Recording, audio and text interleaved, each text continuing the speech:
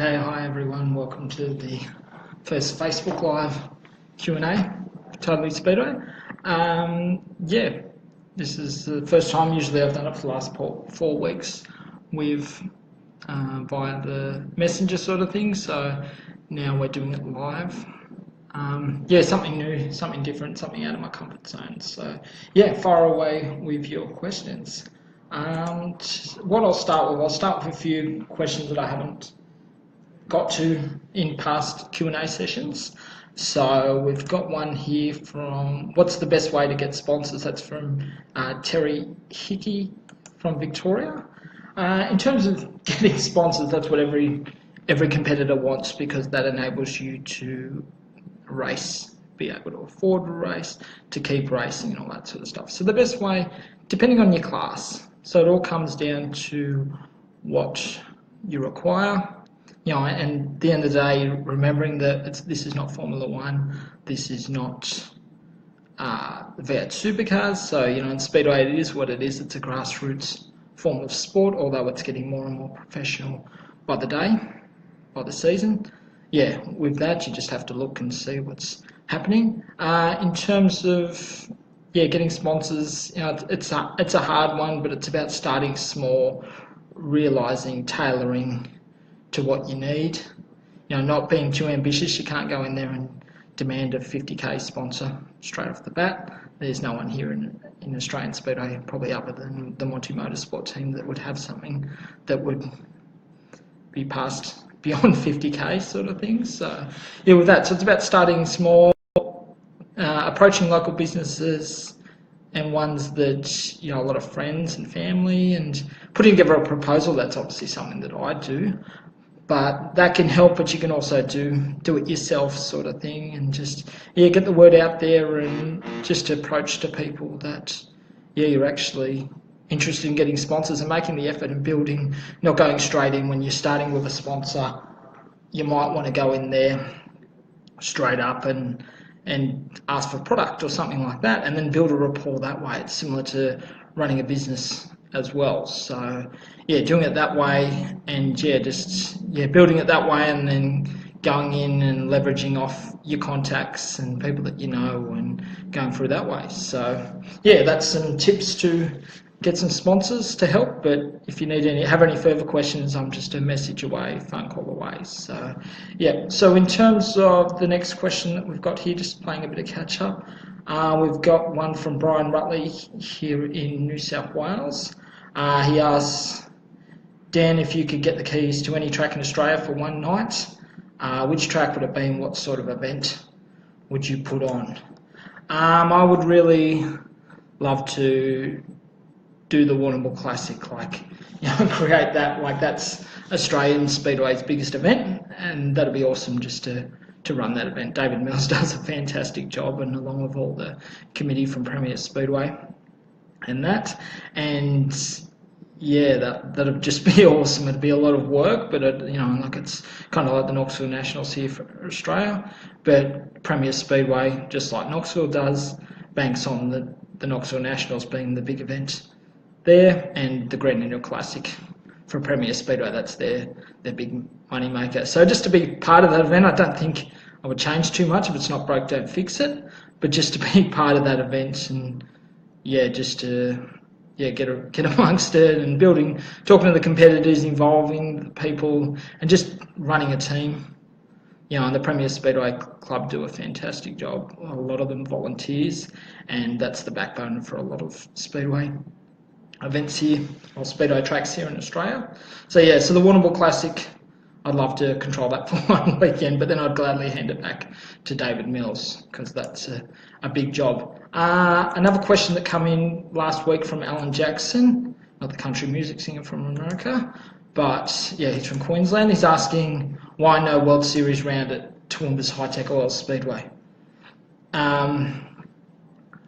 That's a good question. Obviously it didn't fit into the schedule with Toowoomba's High-Tech Oil Speedway, and that probably came down to it not fitting in the right schedule, because people don't realise that it's not easy hosting around. It's a big financial commitment that you've got to make, And at the end of the day, if you're going to be outlaying X amount of dollars, you want to get a return. So in terms of World Series missing out at Toowoomba, never say never. For this season, they missed out, but who knows down the track, no doubt that Benny Bishop and his team will, hopefully get World Series back on the schedule for Totally Speedway. Another question here from Paul Warren in Victoria, GDad, everyone knows who he is. Do you think SSA Junior Sedan classes got out of hand, i.e. too competitive? No, not really. It's been the same for many years since juniors started. Junior sedans have been a great thing for this sport. You just look at the talent that's come through. Past Australian title winners, Cody Morosky, who's gone on to race sprint cars now. We've got Charlie Brown. Another one, you've had Lockie McHugh, who's come out of junior sedans, although he didn't win an Australian title. He got second in a Queensland title. Junior sedans, it's just like any class. People are going to spend money, more money than the next person sort of thing. So in terms of, whether it's got out of control, I wouldn't say it has, because it's always been that way. You've always had those guys that want to spend more money to get up the front, or just invest more and commit to doing more races, and more laps equates to getting more experience and getting faster. If you're racing at different tracks every weekend, then of course you're going to get better, just like sprint car drivers, just like dirt modified drivers. With that, so with junior sedans, the same thing. The drivers, and you've got guys like Artie Jonick, who's lucky enough to travel around the whole country and does really well and comes up with a lot of success, but he deserves that. You make the effort, you get rewarded with the success. Obviously his granddad Luvo puts in a lot of effort into the team, and Artie's obviously got a lot of talent, but then you've got a guy like Angus Hollis from Portland down in Victoria, who absolutely blitzed the field in the Australian title, went through the heats undefeated, put it on pole position, and came away with a resounding victory sort of thing. And Artie Jonick ran second. So, and you're going to have those fast guys that are always going to be at the front, but like any speedway class, you want to have those guys because they're the benchmark. You want to have guys like, when Donny Scholz arrived in the country, would have been nearly 20 years ago, and he dominated the first 6 rounds of World Series sprint cars. Everyone was like, whoa, I know all that. You look at Jamie Veal when he went through that breakout season when he won just about everything a couple of seasons ago. Everyone was like, oh, what's Jamie Veal doing that we aren't? It was, going over to America and racing and being competitive is going to certainly help that way. So, with that. But with juniors, they're a great class. It'd be great to have them as a truly national class with New South Wales, but you understand the regulations and all the red tape that goes along with that. So it is what it is. But junior sedans are a great thing. It's great for just the amount of kids that have, and the friendships. Not everyone is able to travel around and around the country sort of thing, but there's a lot of kids that have made lifelong friendships. There's been relationships, marriages that have been made out of junior sedans. So having that, bringing everyone together, and just family, lifelong friends that you create, just like any speedway sort of thing. But junior sedans is great.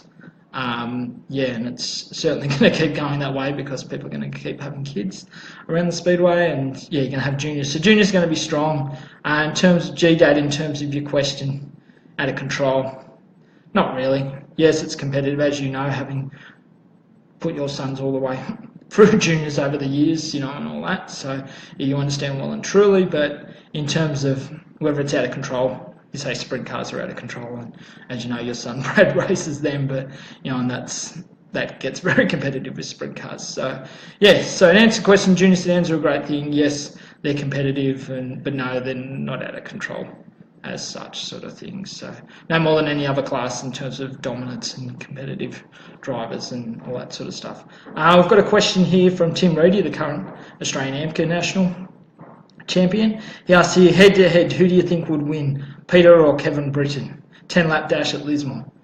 Oh, Timmy, that would depend on the track.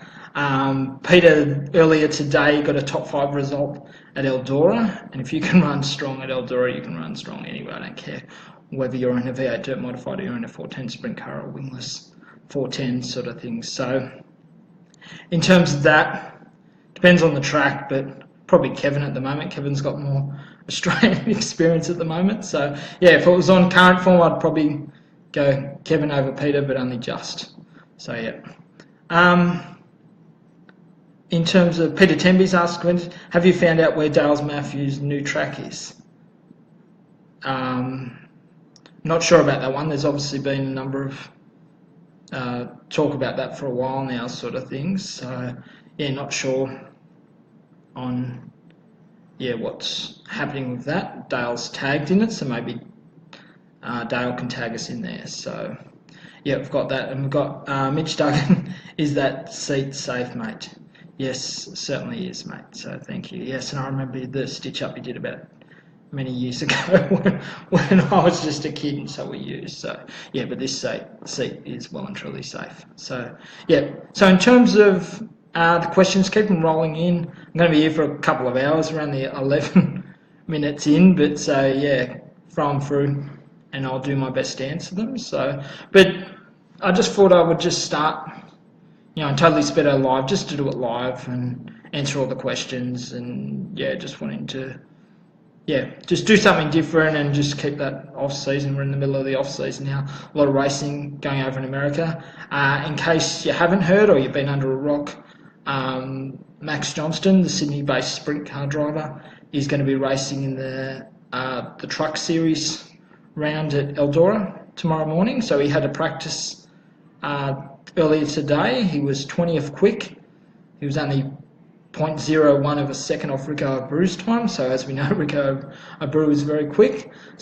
So Max is going to be competing on that. But he's a real success story. You hear about people going over to America and chasing a dream, and a lot of the time it's tough. You're trying to communicate with people that you don't necessarily know. So for Max to go over there and really hustle and really put in the effort, it's kudos to him. He's gone over there in terms of just went over there on a whim, chasing a dream. And any young kid that wants to do that, or anyone for that matter, to chase whatever dream they are, then full raps to them. And for him to be able to pull off this ride and get sponsorship and do all that, it's awesome, and so proud of the kids. So yeah, so we'll be watching with great anticipation in terms of how it goes tomorrow at Eldora. But it's going to be tough. But as he was quoted on Facebook saying that when it comes in qualifying, even though he was 20th, he felt good on the long run. So yeah, so it's going to be exciting tomorrow to see what he can do. But that's certainly a hectic race. I watched that last year. So live on Foxtel it's going to be. So those lucky enough to be able to have Foxtel on their phone or be able to have an understanding boss where they can watch it, then yeah, they can do it. But yeah, Max Johnston is also success breeds success, where you see straight after announcing that he's got this truck deal at Eldora, this week he's now racing over in Canada to do a couple of races up there. So he's going to be going up there in a couple of days, shortly after his truck thing. Max a couple of years ago went over and had a deal to run a sprint car, a World of Outlaws round that was there. So a couple of years ago, he was unfortunately got over there, got the deal, but then it was a rain out. So we only got a hot lap session. So yeah, so it's really good that these keep persisting, and it's proved that if you want to work hard and build the contacts, then you can certainly do that sort of thing. So yeah, but good luck with Maxi. The whole of Australia's behind you, so well done, mate. So whatever the result, it's a win, because you've achieved what a lot of people haven't and wouldn't try to do. So yeah, well done. Kai Walters, so he's a modified sedan youngster. His question, thoughts on a potential modified sedan national series? Do you think it would work? It's tough. That's a tough one. In terms of that, World Series works for sprint cars, being the pinnacle of the sport. In terms of whether it worked for other classes, it's been trialled with the super sedans, and you would say that was underwhelming in terms of the crowd. So modified sedans, although they are awesome, the tracks, a lot of racing, all that sort of stuff, they put in fabulous racing. It's one of the most competitive classes here in Australia. That makes it tough. So I'd say probably a national series, maybe an East Coast series, maybe work at that with in between Victoria and Queensland. So maybe something like that. That'll be probably your best bet, but it's just a tough ask for to involve Western Australia. Like, it's tough for World Series with sprint cars, although they've got a lot more that's going on at the moment. So they've got a lot of interest, and they're announcing competitors weekly. So that's encouraging. So what we've got there with that. So to answer your question, I could see an East Coast series or something like that. You just look at the success of Kaiwa Racing. You run the VMPA series down in Victoria, very strong, a lot of numbers. You look at the Golden Helmet series up in Queensland, very strong. Rodney Pimenta ended up winning that, and yourself and Nick Cockerell shared the honours for the VMPA series. So both series are great. New South Wales, very struggling, so to try and get modified sedans going there, they're trying their best, but it's really tough in terms of not having a main track. So so where we've got with that, so in terms of National Series, no, it'd be awesome, don't get me wrong, I love modified sedans, and yourself, and you have to look at it, you've got a guy, a V8 supercar driver like Cameron Walters that takes out of his own time, risks his own racing. Obviously, he's a full-time V8 supercar driver, so they've got contracts and all that for him to be able to race. And Travis Shaw, the fellow Mildura racer. So so it's just proven that the class is appealing for him. And Cameron Walters, a lot of just to get off topic, is certainly he's got a rich pedigree. He's a South Australian late model champion a couple of seasons ago. His dad is a former modified sedan racer. So Cameron Walters is certainly someone that has got a rich pedigree in speedway. A lot of people wouldn't realise that sort of thing. So so we've got there with that. But modified sedans are going great. We've just got to look when they unfortunately the June long weekend, many of Valvoline Raceway was rained out, but you look at the numbers, there was 40, 50 cars nominated at the drop of a hat. Drivers coming from the West Coast to be a part of it. So hopefully, something can kick off, but probably at this stage, the national series is probably a bit way off, although it sounds good in theory. Matt Payne, fellow media guy, Max Johnston just saying, big day tomorrow from him. Kicks off at 7 a.m. here. So if people want to tune in, so it's going to be from Eldora, so it's going to be live via Foxtel, so a subscription. So we've got one here, speed car racer Mark Harrington. In your opinion, who would be the best fender bender driver out of Chippy Norton? I know, probably Mark Cooper, maybe. So we've got out of that, but with that, so with that, also got some announcements I'll save one for later. We're going to be reintroducing the top 10 rankings. So we've been working away, the teams have been working away at that for a while now. And we're doing all the top 10 rankings from 410 sprint cars down to junior sedan. So very popular back in the magazine days.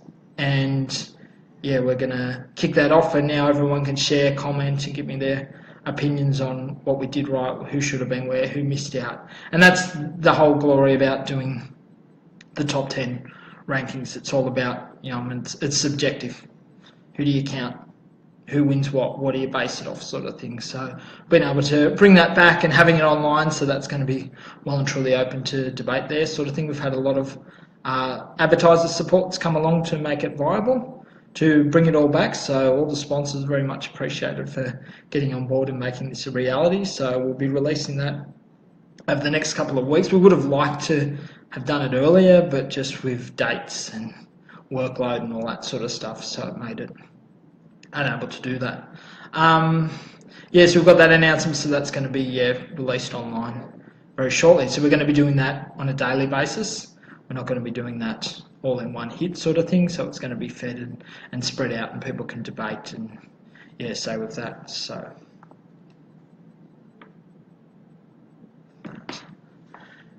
so that's another announcement. Keep the questions rolling in, that's what I'm here for, sort of thing. So we've all here to answer all the questions, but just to give you some background about Totally Speedway, like a lot of people might not even know it as a magazine, even though it's been off the shelves for a couple of years now. But doing Totally Speedway was launched as a magazine back in October 2009. So it was launched by myself. I think I was like age 26 or something like that. So Speedo's been a big passion of mine, and Totally Speedway I've been, although I've had to, after 6 years, close the magazine because it no longer became viable sort of things. So although that's a great shame, but we've actually been able to turn it into a brand and on the online form, because at the end of the day, it's all about Speedway. So in terms of, the online, everyone's got a phone, everyone's got access to the internet, and 10, 15 years maybe even not everyone had access to the internet, although certainly not by their phones. They probably would have had it as a laptop or something, not even that, as a standalone big brick computer sort of thing. So we've got there with that. So with that, and we've also brought in the online, had the website, we've got the Facebook page, and the Facebook page just over the weekend ticked over 28,000. Last week alone we had nearly just over 700,000 Facebook reach. So there's a lot of effort goes into maintaining the page and keeping it relevant, and doing things like this, like live Q&A. It certainly makes it, it's just something different, because people want to have live video. They want to have opinion, and as a lot of people know with me, I'm not afraid to share my opinion. Doesn't always make me the most likable guy, but hey, if everyone liked you, you must be doing something wrong. So with that. So in terms of Totally Speedway as a brand, we've combined it with my media company, Redline Media. So we do a lot of media release stuff and do marketing proposals, websites. So that keeps us very busy and keeps us in business. So I've got a small team. In terms of, I've got Alan Thompson, who's a nephew of Gary Rush, the 10-time Australian sprint car champion. A lot of people wouldn't know that. He's been working for me for about 10 years now. He is my graphic designer. He loves Speedway. He used to, back about 10 years ago, he created a website called Sprint Car One. So it's a rival to the sprint car world that you see today, and that's been around for 20 odd years. And back then, that's how we met, and I started writing for him, and then we developed into doing the actual website sort of thing from that. So that's how it all created. So with that, and then we've got Ali Stoyle, who is my content producer. Her boyfriend is Jamie Mills. He's an AMCA national driver, so it's good. The team that I've got behind me is certainly Speedway orientated. I've had staff in the past that aren't really Speedway orientated, so it makes it hard sort of thing. And as everyone knows, Speedway is just all about passion, and you've got to understand, you've got to live it, you've got to breathe it sort of thing. So that's where it all comes down to that way. And I've got a great team. We're looking closely to employ another person, probably as an intern sort of thing to start with, just to get their foot in the door. So if anyone knows of any interns that would like to work with Totally Speedway and Redline Media, then by all means, please get in contact with us. So I've got a question here, Jake Musara. Favourite division? Oh, Jake, that's a tough one. Used to be sprint cars, and I still love them, don't get me wrong. But since starting Totally Speedway, back in 2009, so 8 years ago, it'd have to probably late models, street stocks, modified sedans, anything that's competitive and that you can throw a blanket over. Picking a winner's tough. Sprint cars, don't get me wrong, they are tough, but I'd have to say the late models. Just the raw power, and anyone that's seen them will understand, with that sort of thing. So, putting all that all together. So, with that.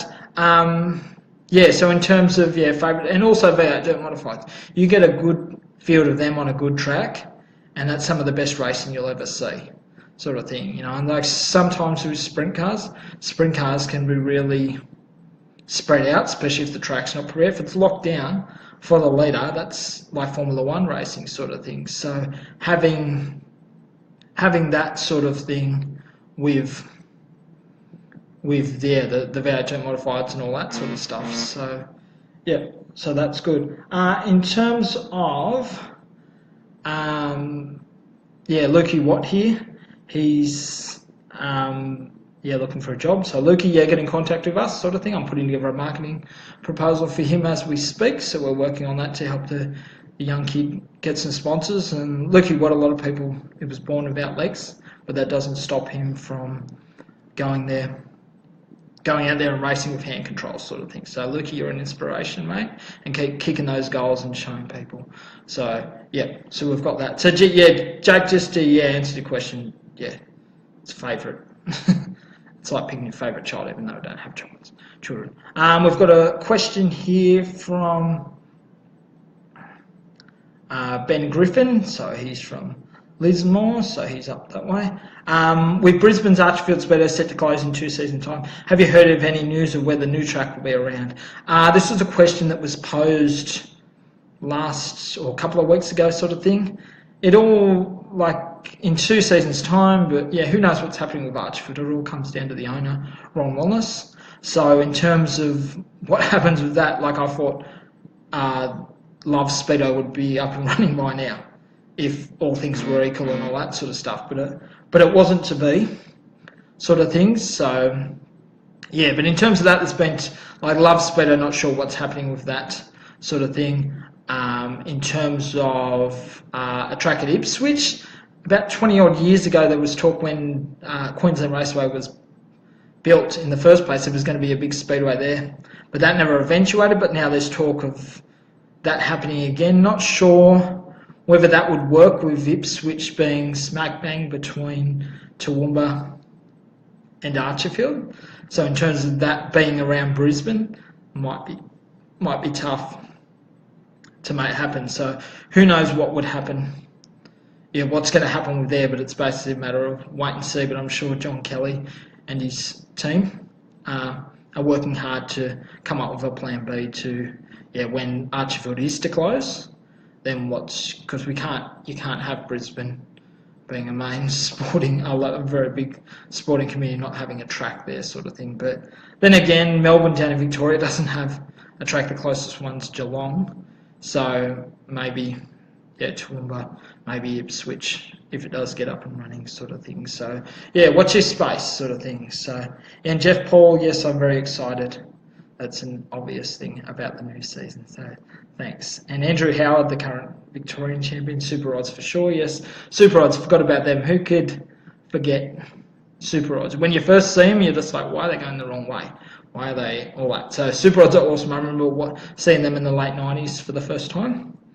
And just being blown away. And even a lot of the Americans back in the day would watch these and go, what are these things? So all the travelling sprint car drivers would just be in awe of the Super Odds just fanging around. A lot of drivers have come out of there. You've got John Vogels, a current SARA, a sprint car regular for many years now. Jeff Judd, who works on Jamie Veal's team. He's a former Super Odd champion, and so on and so forth, sort of thing. And Andrew Howard, you've certainly got a rich pedigree. We just finished publishing a story about your family, so well done. Lukey Watts got a question, but on a serious note, how do you manage to cover a lot of meetings? Do you travel, or do you try and keep in touch with a lot of people? I do a bit of both.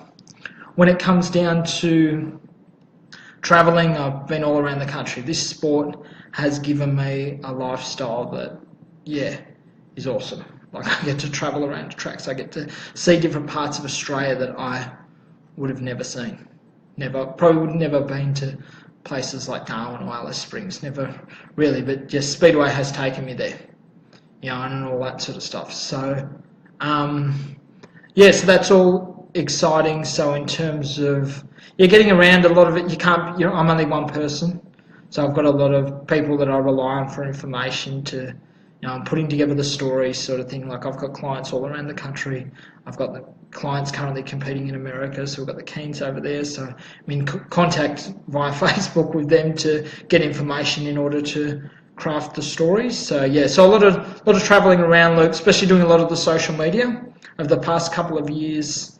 That's certainly ramped up where there's more need for that, where people are wanting more and more social media coverage. Everyone wants everything now. It's not a matter of having it in a couple of weeks when the magazine would come out or anything like that. Everyone's wanting everything, like you've got all the results now with NatSoft and MyLaps and Race Monitor and that, and so people want things now. So social media, that's huge. It's kind of like what we're doing now. We've got the Facebook Live, and yeah, you get the questions answered now. It's not going to be in a printed magazine or anything like that because people don't have time to get about. So everyone wants everything now. It's in the palm of their hand in terms of information sort of things. So, and that's what I do, travelling around. I've been down to Tasmania to cover the Australian, win the sprint title, and also working on deals to travel around some more and provide more coverage of the sport sort of thing. It's something that I love and something that's really appreciated sort of thing. I'm able to rely on my experience to bring the public the knowledge sort of thing that I can share sort of thing. So giving results, recaps, driver interviews, and it's a big thing. It's an exciting thing. It's a lot of work. Like there's events where you just run off your feet, you don't get a second. It's kind of like running two cars on the one night sort of thing. It feels like that sort of, even though I've never done that sort of thing, but I can imagine what guys that do run multiple cars sort of thing on the one night sort of thing. So it's a lot of work, and it's just a matter of building all the contacts over the years. I've been doing this for nearly 15 years now, and it's all about going through there. So what we've got, so we've got some more questions here. We've got Stephen Sharp from Sydney. If you had one class to jump in and run a season, what class would it be and why? Oh, Sharpie. Probably not. Anyone that knows me and knows my history, as a driver, I make a fantastic writer.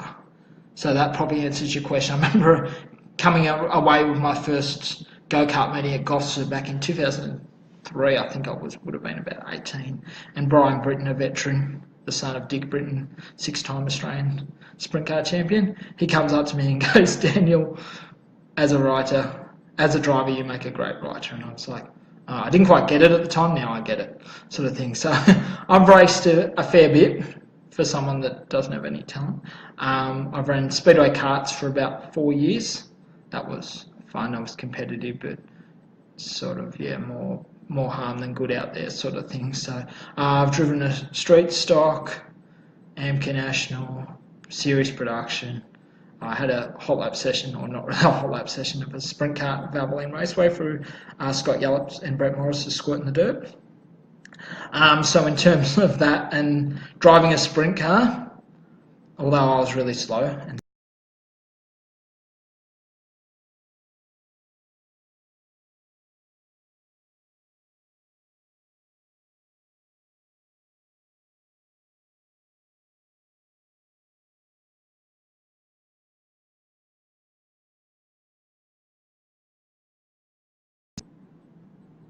we're back. Sorry, I just had a loose internet connection.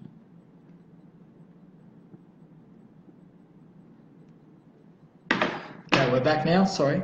So with that, so Sharpie, to answer your question, if I was to run a class for a season, probably wouldn't do anything. I'd probably just have a few guest drives sort of thing. I wouldn't want to do a full season. It takes a lot of commitment sort of thing, and not really having a passion for driving sort of thing. So that makes the thing. I'll just be on the sidelines and watch how you guys do your things. So so sorry, Sharpie wouldn't do a season sort of thing. So I wouldn't be able to afford it because I'd end up wrecking stuff more than with that. Mark Harrington, V8 modified, second best class in Australia when is good. So fair call sort of thing. So I'm assuming speed cars are probably Mark Harrington would be yours. Sue Healy, have you been to the slopes for a ski yet? No, Sue, not yet, but with more snow, yes, I will be doing that. Dennis Panner, do you believe Speedo Australia and the large track promoters are promoting the support categories, being that support categories are the large financial? provided to both groups. In terms of, that's a tough question. With doing that, yeah, it is what it is. Like, sprint cars are the pinnacle of the sport. So when you do that sort of thing, you need to promote your higher classes.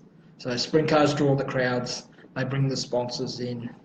So I understand where everyone's at with that. So in terms of the support of the smaller categories, we need to promoting them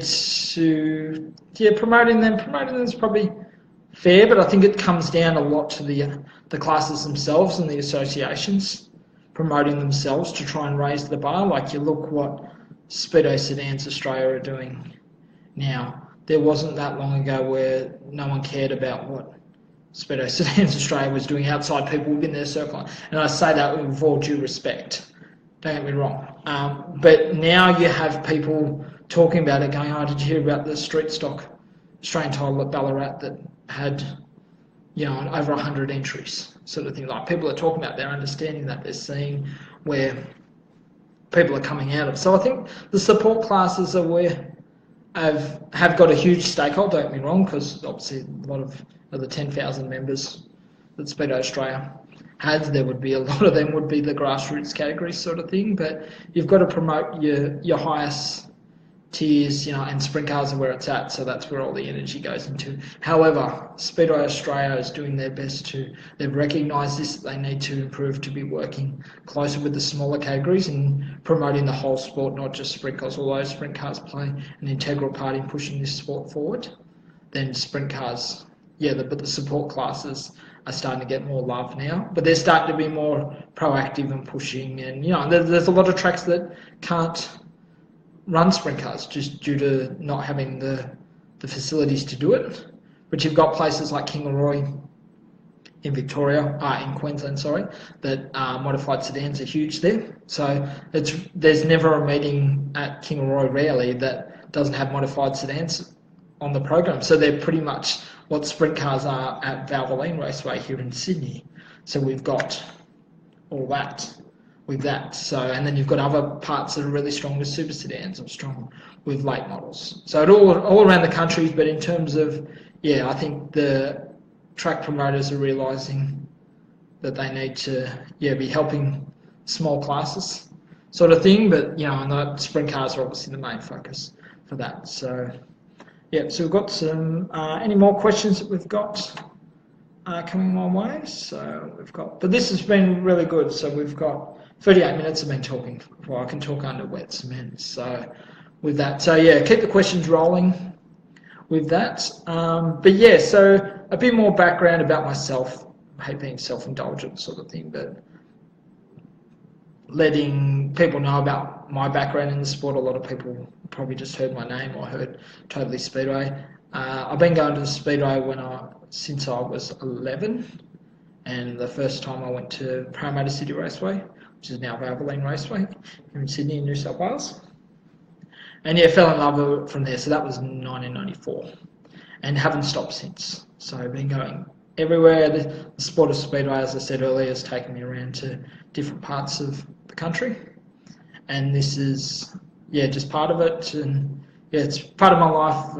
I've been able to travel overseas because of it, gone to places that I never would have went to here in Australia as well. So being able to do this sort of thing comes through, so it's great. So and then I've just started Redline Media when I was 20, so that was April 2004, and just been grinding away and just doing whatever I can to help promote the sport, from putting together media releases, building websites, marketing proposals.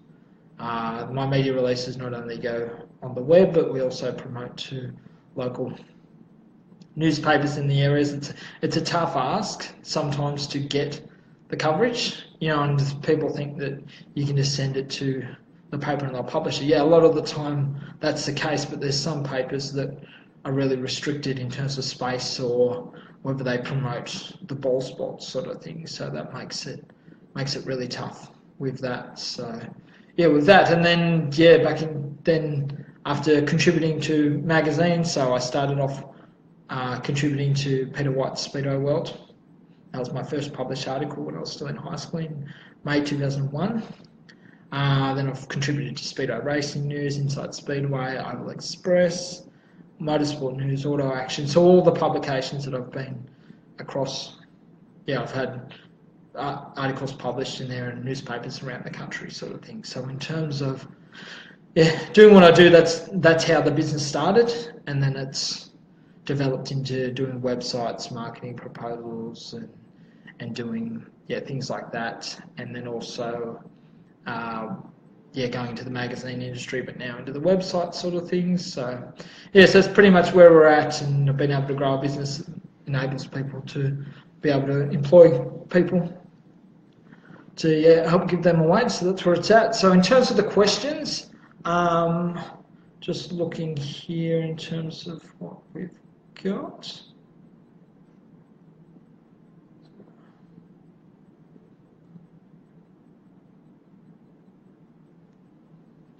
Sorry, just take a quick drink, talking too much.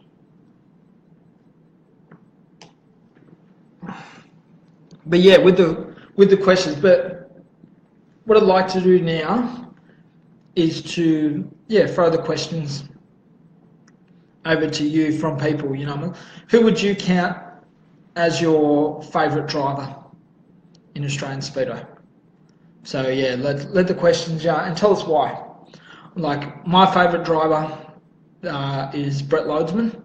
So he's a Sydney-based sprint car driver. Travelled a little bit, but I liked him due to the fact that he was a budget race, but he was extremely competitive, especially in the mid to late 90s sort of thing. So with that, because so with that, so hit me with your favourite driver, and that'd be great. But Brett Loadsman, he raced for many years. He was a former one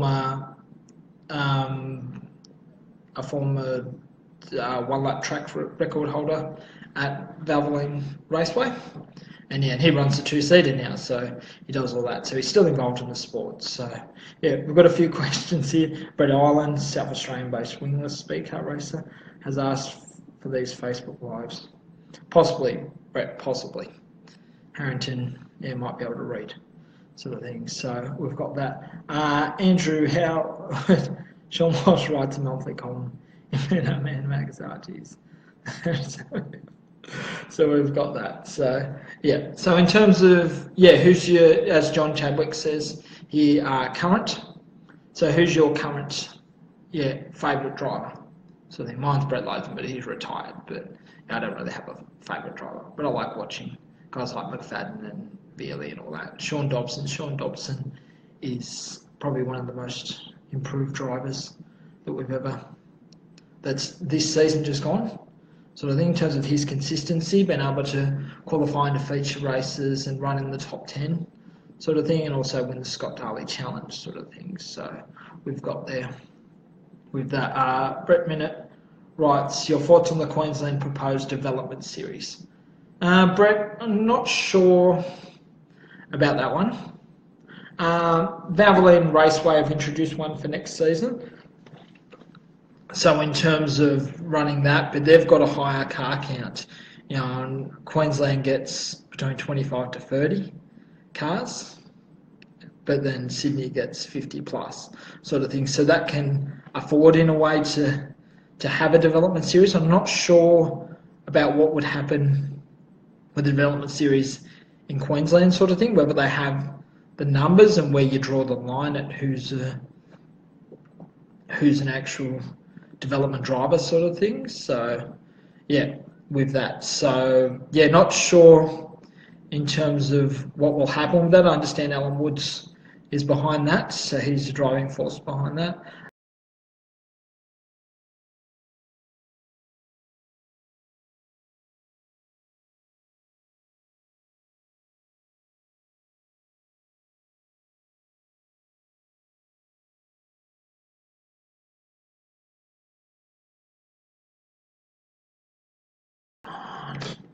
Okay, we're back. Sorry, I just had a little intermission there, sort of thing. The internet connection keeps dropping out. So, John Chadwick said his favourite driver is Rushy. Yeah, it's hard to argue with that. He's 10-time Australian sprint car champion, all that stuff. So, yeah, he's been great.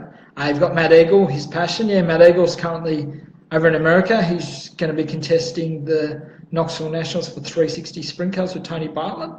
So that was a dream of Tony Bartlett's, and Matt Eagle certainly a gasser driver sort of thing that you're going to have there with that, so it'd be interesting.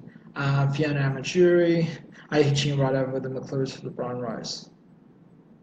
Possibly, no, that's their honeymoon, Fiona, so I'm not going to gate crash that. I gate crash the engagement, I'm not going to gate crash their honeymoon sort of thing. So I might fly over this time because I've done the Nullarbor once, so yeah, with that. Mark Harrington, your favourite driver is March.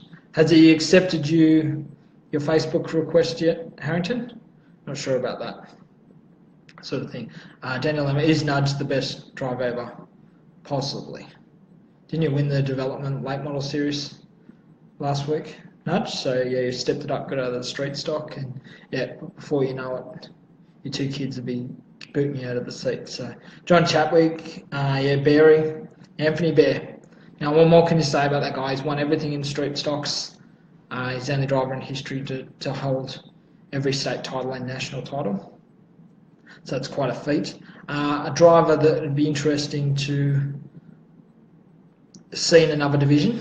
So street stocks, and obviously he's dabbled in production standard, but it'd be awesome to see a driver of Barry's calibre going to a late model or a super sedan sort of thing. So yeah, with that. So yeah, so it'd be interesting to see what Barry, but certainly, yeah, he's at the top of his game, and a lot of people dislike winners sort of thing a lot of the time, but that's just the nature of the beast regardless of what class you're in. But Barry, you know, you can learn a lot from him. You know, a lot of people say that about Donny Schatz and go, he's just too good. Well, how about watching him, studying him, and learning about him, so then you can then improve as a racer. You know, and that's he's the benchmark. So, you know, and you've got to, you know, it's proven. Jason Johnson proved that he can beat him. He's beatable. He just wins a lot, sort of thing. So, yeah. So we've got there. Brendan Wakeman, Keanu Sanderson. Keanu Sanderson, my favourite driver. Yeah, Keanu Sanderson, she's certainly a great driver, and certainly what she lacks in size, she makes up in driver talent and ambition. She certainly isn't afraid to throw it amongst the boys and get the being yourself, Brendan included, sort of thing. So yeah, and then you've got John Chadwick saying the Oldfield family, all champs. Yeah, there's not much the Oldfields can't drive, sort of thing. So yeah, that's really, they're great to watch, sort of thing, especially in late models and street stocks. I was at the Brian Rose Memorial last season and seeing that, and yeah, seeing a great race between Barry and Jamie Oldfield. It's one of the best races that I've ever seen, sort of thing. Those two, there's no love lost between them, and their racing was, yeah, first class, sort of thing, and that street. And that's what I was saying earlier with the fact that, you know, when I was younger, you just fed sprint cars and sprint cars, sort of thing. So yeah, with that, so we can go on with that. So it's great racing from across a lot of classes, sort of thing. So yeah, Brett Mitchell get a real job. You know, yes, Brett Mitchell. I've been trying to do that, but I'm unemployable, so I've got to work for myself. So yeah, with that. So yeah, any other questions or anything that you'd like to hit me with, or any feedback or anything? So this is really tough doing live video, sort of thing. It looks easy when you're watching it. When you're actually doing it, keeping the concentration, try not to double up your words. It makes it really tough. So yeah, keep all the questions rolling in, and I'll do my best to answer them, sort of thing. So you can either send it through via message or anything like that, or so keep it all coming through. So yeah. Okay, Ben Griffin writes here, favourite driver was Stuart Hearn.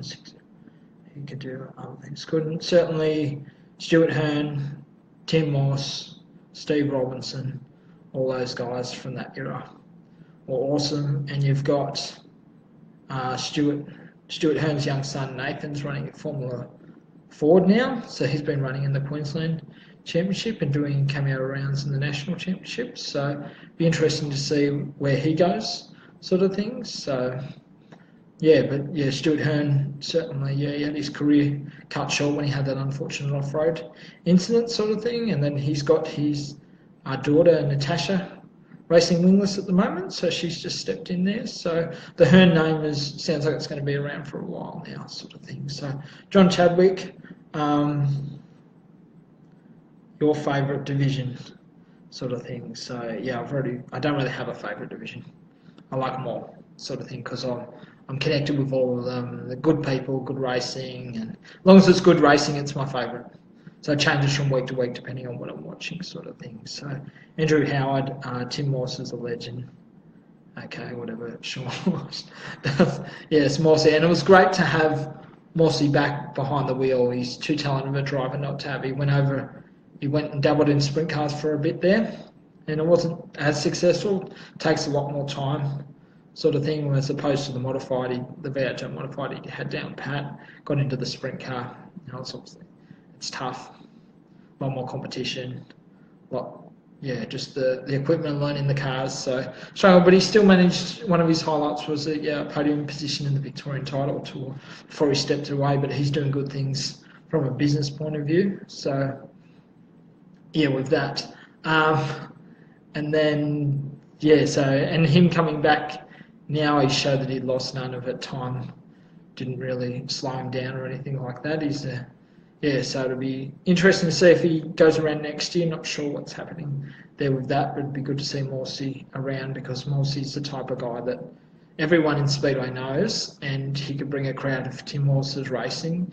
People want to see it. So Wally Walsh, Christy Ellis. No, Christy Ellis is a great racer. It'd be great. She had last season off. Her younger brother Daniel ran the 360 sprint car, so hopefully Christy can get back behind the wheels. So she does some great things.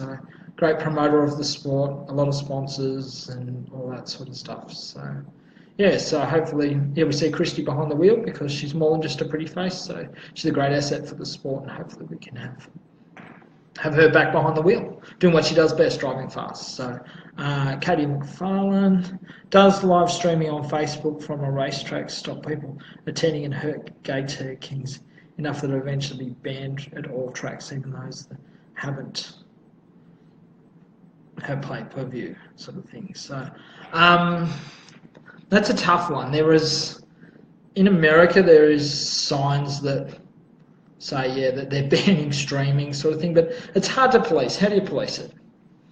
You're going to confiscate everyone's phone and put it in a locker until after the meeting, sort of thing? Like, how can you stop this? Like, technology's got beyond beyond controllable, sort of thing. So everyone's filming everything, sort of thing. But, it's tough with pay-per-view facilities, sort of thing. Yeah, it's tough, but trying to police it, you're going to confiscate someone's phone and they could just be recording stuff for personal use, sort of thing. But yeah, with live streaming and that, it's a good thing, but it's tough to. It's all right when I'm doing this stream here because I'm standing still, but if you're doing it from a phone, like when the track, I've watched a bit of the streaming. It's tough to actually keep track or see who's doing what, sort of thing, especially if the track's dusty, sort of thing. So in terms of it will stop people attending, but back in the day, people used to think forums, like the old forums before social media came about, used to be the death of sport. It's going to kill Speedway. So everyone's afraid of stuff that they don't understand, i.e. technology, with a lot of them. So you've got a lot of old mentality, sort of thing, with tracks that are worried, with that. But if you embrace it, it's not going to stop. And I don't think it will, because nothing beats being there. You can stream all you want, but if you want to be there, and the adrenaline rush of watching a field of street stocks and of an Australian title go in, you can't beat it. If you're a Speedway fan, you're going to go to the track as much as you can. So in terms of, you can't just, I know people are restricted, and it makes it tough for people to afford, or on distance sort of thing. But and if you're a speedway fan, you'll go to the track. So in terms of tracks, worrying about that, I don't think you can, because the people that are going to be there are going to be there anyway. Your locals are going to turn up. And say for example Swan Hills Sonic Speedway. Like, people aren't just going to, when the track's 10 minutes down the track, they're not going to sit at home watching through a small screen on their phone, as opposed to driving there and seeing the action firsthand, hanging out with mates, the camaraderie, all that sort of stuff. So if you're across the other side of the country and you're watching something available in Western, if you can't afford, you weren't going to go over anyway, sort of thing. So yeah, it's a difficult one, but I don't think it's like everyone said that forums would be the death of Speedo. Like, look at social media now. Look at all the comments and the derogatory posts and all that sort of stuff that has come into it. Like, little did people know, sort of thing. So yeah, so with that. Tim Morse loves to drink, drives a lot. Brent Hall streaming isn't even close to comparison to the atmosphere on the night. Totally agreed, Brent Hall. So you've got no doubt for me. But if I'm watching, like, say for example, I'll get home from the track, say 11 o'clock or something here in Sydney, and there'll be the 3-hour time difference with WA.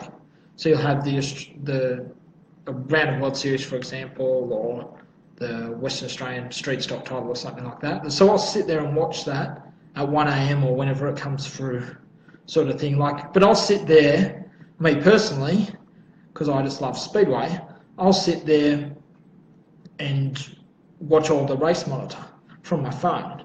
So, and there's a lot of people that will do that, will just, stroll through it, sort of thing. There was also, I remember doing an interview with Warren Ferguson, the sprint car driver here in Sydney, and even when he wasn't racing, he had a couple of years off, and he would sit there just staring at Natsoft, checking the updates, sort of thing. So once you're a Speedway person, you always want to be out there, you always want to be filled in on what's going on, sort of thing. So so to answer the question, but keep the questions coming. So I'm really enjoying this. It's a lot of work and a lot of concentration, sort of thing. So it's not my forte, concentration, but I'm doing all right. But I appreciate everyone tuning in and throwing the questions, sort of things. So and that's what I'm here for. I'm not afraid to call a spade a spade.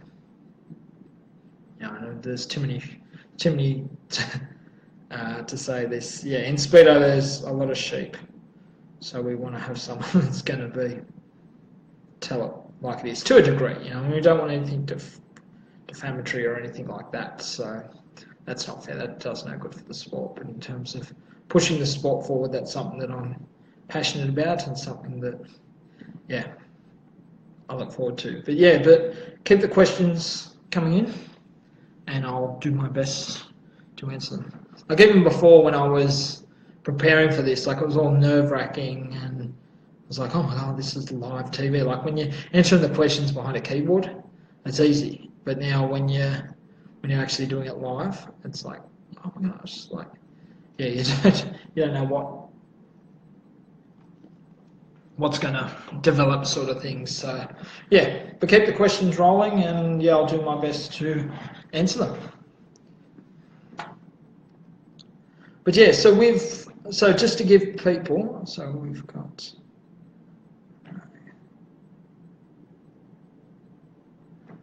here Joel Bradley. It's my school for when do you turn 50? Next week, JB, man, thank you.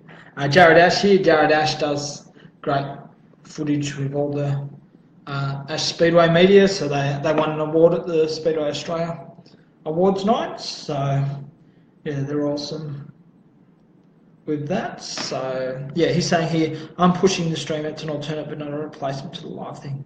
Why do people go to the V8s when they have all this coverage? Same as the NRL. TV coverage is outstanding, but the experience is what we crave. Yes, totally agree, Jared, there with that one.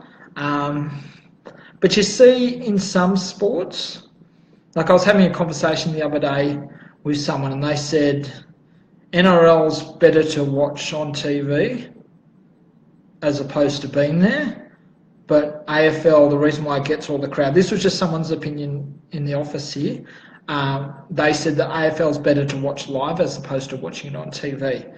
Many might disagree with that, but yeah, that's I tend to agree with that. I've watched both sports live, sort of thing. But when it comes to Speedway, there's no comparison. There's no comparison to watching.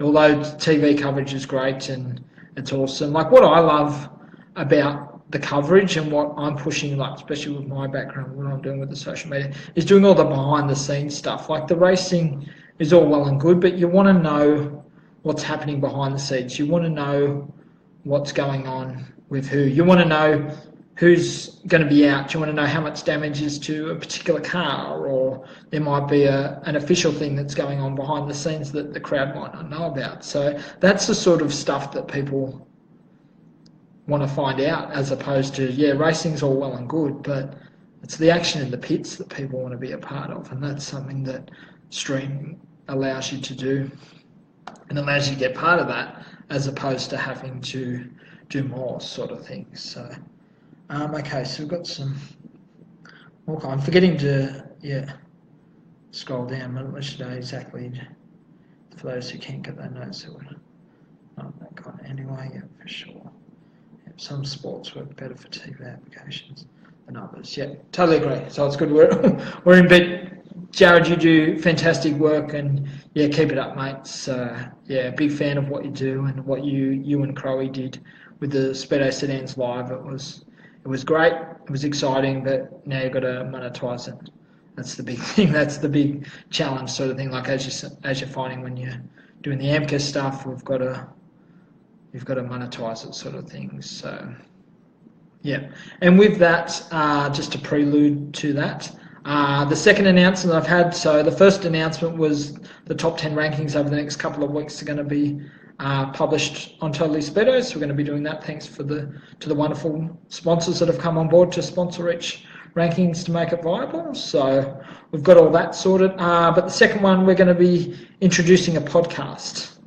So a podcast, there's not a lot of that is done in America. There's a lot of podcasts that are actually popular. In Australia, there's not a whole lot. We've got Darren Gisbert does a great job with Thursday Funder with the internet TV. But what I'm introducing is a podcast where I'm going to be talking to drivers.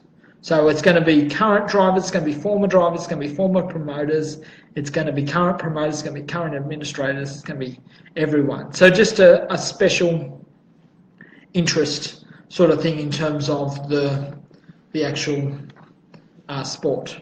So, you know, like doing the interviews, I love doing that. And it's something where people can, you know, it's only going to go for half an hour to an hour, these interviews. They're not going to be too long. But it's something that you can listen to when you're driving along in your car. A lot of people are travelling around, racing around the country sort of thing. So why not listen to an interview with a Speedway legend or someone associated with the sport? You can do it while exercising. So that's something that we're working on. Hopefully before the start of the season, we can get all that happening. That's going to be a lot of work. I've got to invest a bit of equipment and a bit of knowledge into that. So, yeah, looking forward to that. But, yeah, so that's the second announcement, so doing a podcast. So that's something that Totally Speedway's introducing and something that I think will be well received. And what we can also do is, have that footage, or not the footage, I'll have the actual recordings available on the internet so it can never be lost, sort of thing, like magazines and all that in the past. They can get destroyed, they get lost while moving around, they get lost in water damage and all that sort of stuff. But with having a digital one, that's certainly going to allow that. So, yeah, I've got that. And then, in regional towns, sort of things. Yeah. So, Ben, what do you mean in regional towns? I mean, hey, Matt Davis, how are you?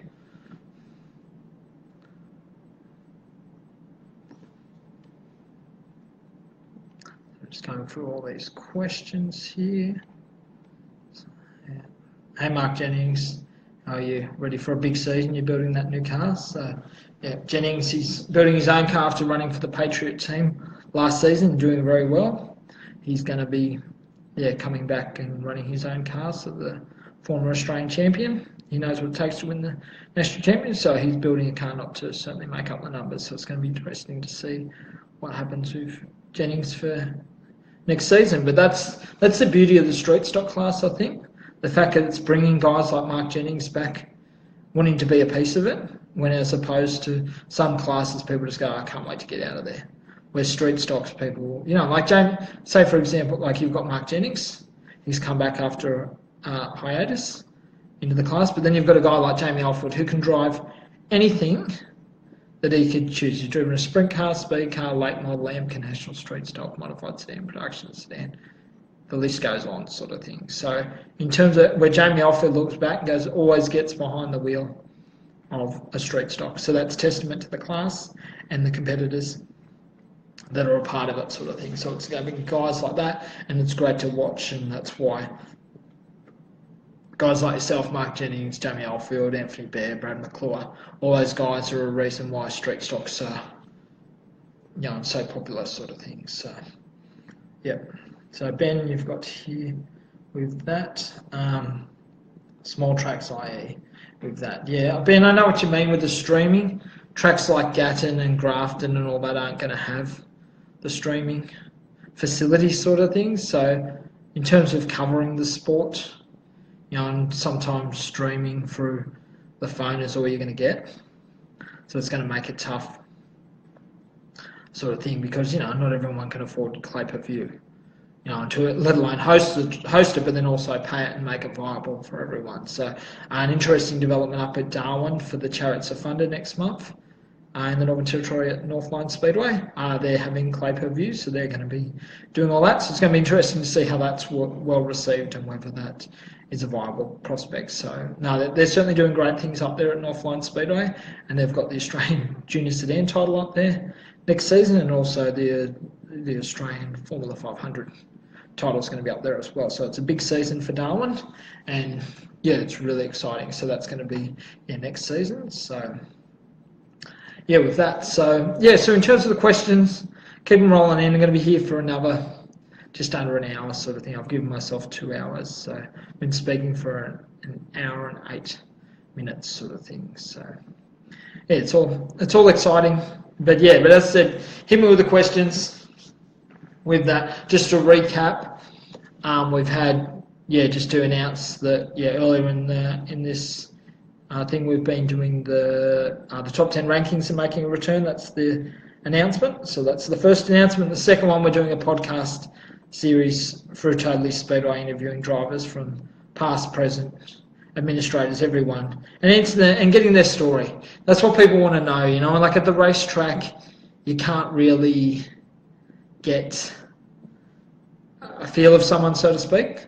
So you can't get to know them, sort of thing, because you're in the heat of the battle. So having a relaxed podcast series that's going to allow people to get to know drivers, and that was one of the strengths with Totally Speedway. I remember people would be saying, I didn't even know what that guy does anymore, or who he is, sort of thing. So being able to promote drivers that people wouldn't have heard of or don't know a lot about has certainly helped people approach people too. So it's built friendships because they understand, they know a bit more about the person, sort of thing. And that's what I hope to do with the podcast, and that's what Totally Speedway was set up for in the first place, in terms of giving coverage to the grassroots sort of people. So yeah, we've got that with that. So yeah, so keep the questions rolling in, sort of thing. So as I said, I'm here for another about 50 minutes.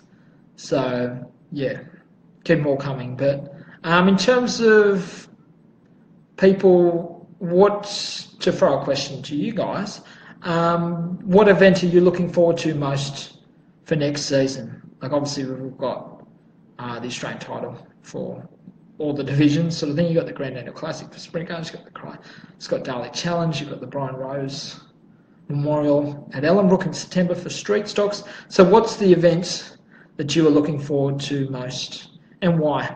So give me some insight. I want to throw the questions back on you as well to just get more involvement, sort of thing. So yeah. But yeah, one event, the one event I'm looking forward to this season would probably be the Australian title for sprint cars at Mount Gambier's Borderline Speedway. So I'd love to see Stephen Lyons. Hometown, he's going around again with Brian Hall.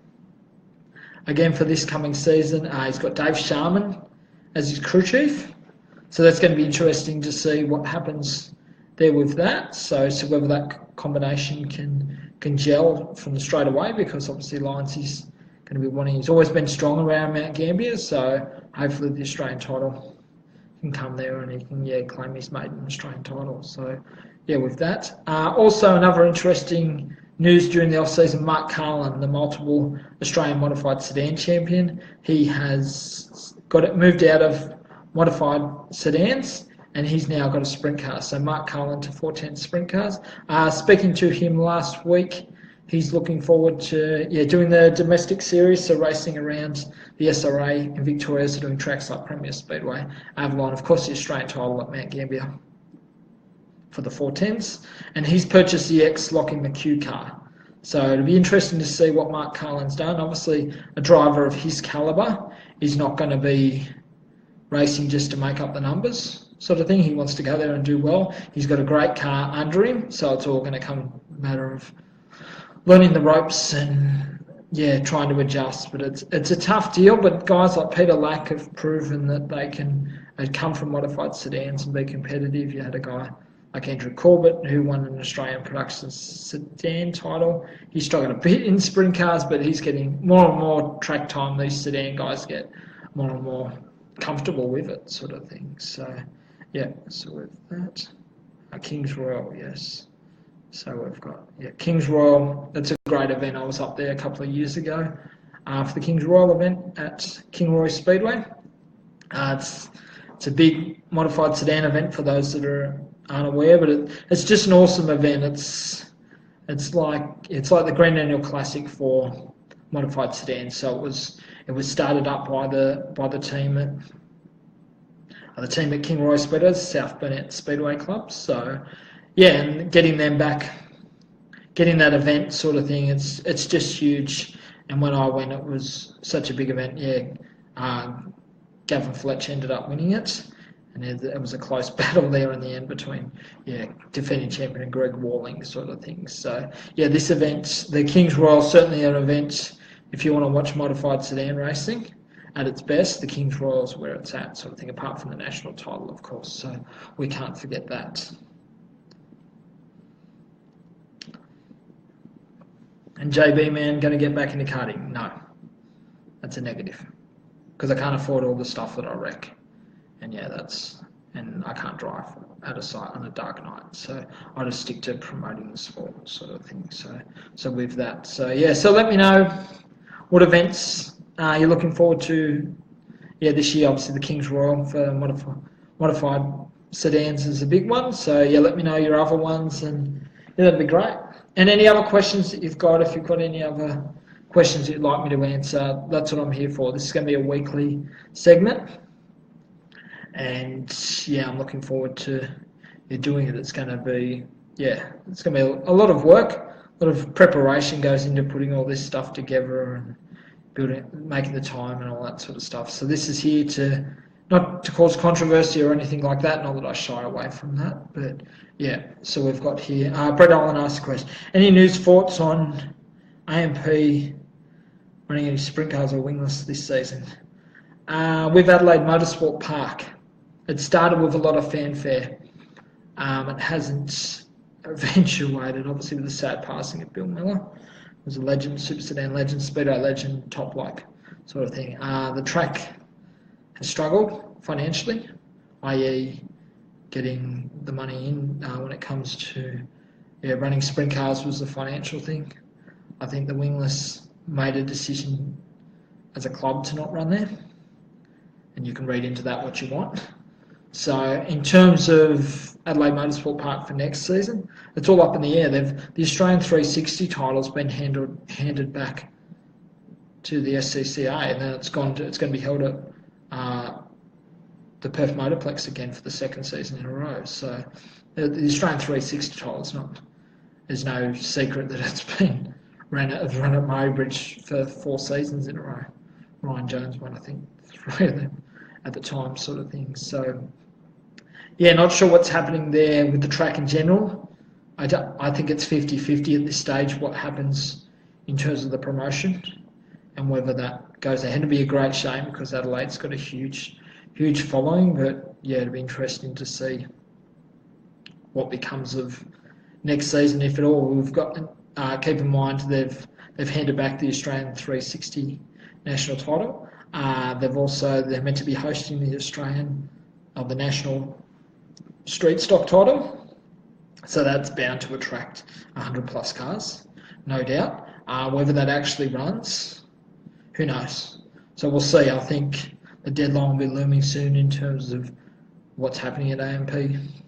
But it's a great shame because they rebranded it and everything was looking rosy and all that sort of stuff. But it's a tough game, promotion, and you've got to really be into it, sort of thing. So, yeah.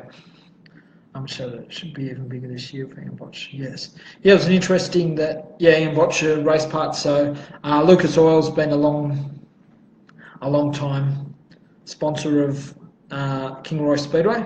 So they've Lucas Oil in Australia has stepped away from all sponsorship regarding Speedway. They used to sponsor the Classic, a number of competitors. So they've stepped away from all of that. The business is obviously making a restructure, and Speedway advertising is not part of it at this stage. So yeah, but great to have the King's Royal with the announcement that Ian Botcher race parts are going to be taking on the major sponsor for the track, so filling that void. So it's great to lose a sponsor but then fill it up with another one just as quickly as they've lost it. So, and also taking on the naming rights of the King's Royal. So Ian Botcher race parts, and it's all about supporting these businesses, and they're giving back to the sport. It's not all take, and running a media business within the Australian Speedway industry for nearly 15 years now, it's tough. But you've got to give a little to get a little, sort of thing. So in Ian Botcher race parts, they give back in spades. They're the benchmark when it comes to super sedans and late models, or not late model, or late models in Queensland, sort of things. So yeah, so having all that, so yeah, it's all exciting. So Ian Botcher race parts. So yeah, with that, and you, Maz, how are you, mate? Hope you're well. Narrabri Speedway. So Newton Park Speedway, Narrabri. So I hope you're getting along to that track and catching all the action. So yeah, with that. But yeah, for all the questions or any comments you'd like me to make, as I said, I'm not afraid. I'm not going to go down any serious tangents or anything like that, because that's not what I'm here for. But in terms of other questions and being a part of this live chat sort of thing. So we've got probably around about another just over half an hour. So yeah, with that. So yeah, keep them rolling in. So it's a lot of fun, and this, as the season, like being the off season, makes it tough sort of thing to with content and all that sort of stuff. Like maybe starting, like that's what I want your feedback. Do you want this to start at 6 o'clock, like New South Wales time, or would you like it to start later, like after dinner once you put the kids to bed? We could do one from 8 o'clock for 2 hours, 8 to 10. Or something like that. So then the people like Western Australia 2 hours behind us. So yeah, let us know your feedback on what we could do better and what we could actually, how we could make this better, because it's all about just promoting the sport. So yeah, Mark Jennings doing a great job, mate. Got to check out doing some engine tonight. Catch up soon. Yep. So good luck with that, Mark. So yeah, work on that engine. It's going to be a rocket, no doubt. So you get back to working on that engine. But yeah, with everyone, it's the off season. A lot of people have gone over to America, either pit crew watching, and doing things like Max Johnson's doing, like as I spoke earlier, sort of thing. He's out there killing it and doing really well, creating opportunities for himself. And we've got a lot of people that go over there and actually build contacts and pit crew, and that's where you've got to start. A lot of people say, I want to go and race over in America, but well, what are you doing to make that a reality? Yeah, you can only do, in America, you can't, no one cares how many races you won here in Australia, sort of thing. Like it helps, like you look what happened to Jamie Veal after they got picked up to ride for Jason Johnson a couple of years ago. So yeah, so that helps there with success, but it all comes down to hard work. I remember about 7 years ago doing an interview about what it takes to get to America with like Skip Jackson, Peter Murphy, Kerry Madsen, Brooke Tatnall, all those guys that in the early 90s they were travelling over there.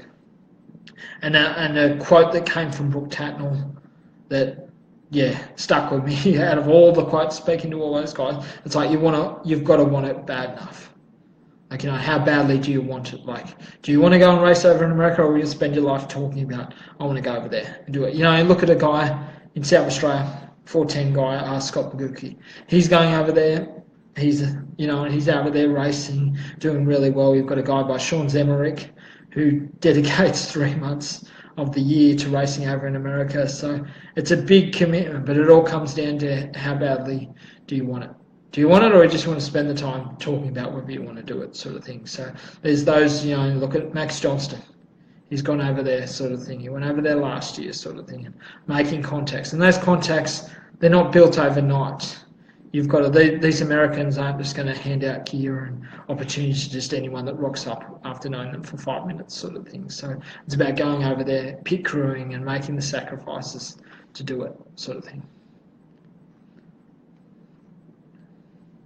Tony Blanche, exactly what off-season. I know, Katie, I know the feeling.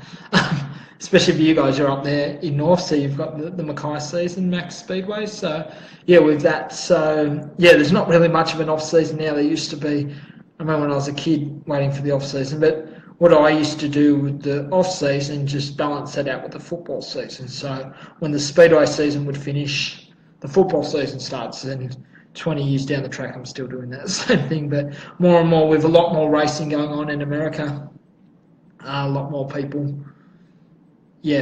going over there, and a lot more racing. Probably there was as much racing over there, but now the ability to watch it and follow it has never been better, because you've got technology, you've got social media, you've got all the transponder times, you've got live, you can watch the King's Royal from your couch at home, sort of thing. You don't have to spend $1,000 travelling over there. Now you can spend $100 and you can watch the Oxford Nationals or the King's Royal or anything for that matter when it comes to racing. So all these opportunities over there. So with that. Tony Blanche, later is better. Yes, I know a lot of people. So I might try this, at 7:30 or something like that. But I'll say that. But Tony Blanche, you've had a pretty solid last season in AMCA Nationals, so I look forward to hope you can come back bigger and better. Ben Griffin has got a question. Anything on tech modifieds this coming season? We have lots of new drivers coming into the class. Lismore has V8 modifieds running 8 nights and Grafton has 6 shows.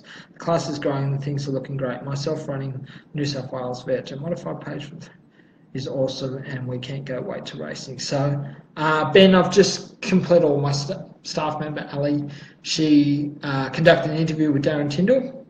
So the new president for the DMA, that's going to be published very shortly. We're just waiting on a few photos, and we're going to be able to publish that story. So if it's not up tomorrow, it'll be up the next day, and all the states will be tagged into it. So we've done an extensive interview with Darren